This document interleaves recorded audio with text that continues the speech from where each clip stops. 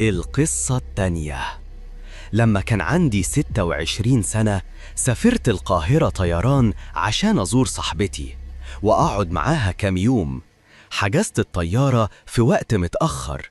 الطيارة نزلت نص الليل، ولما وصلت منطقة المواصلات بعد ما نزلت من الطيارة كانت الساعة 1:30.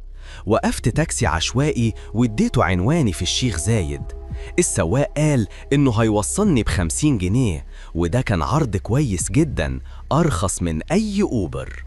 نزل من عربيته عشان يساعدني أحط الشنط بتاعتي في شنطة العربية، بس أنا قلت له إني هحطها جنبي على الكرسي. حط الشنطة ورا الكرسي بتاعه وقعدت أنا ورا كرسي السواق. رجع مكانه وشغل GPS وبدأنا رحلتنا. شقتي كانت على بعد نص ساعة من المطار في الظروف العادية، وفي الوقت ده من الليل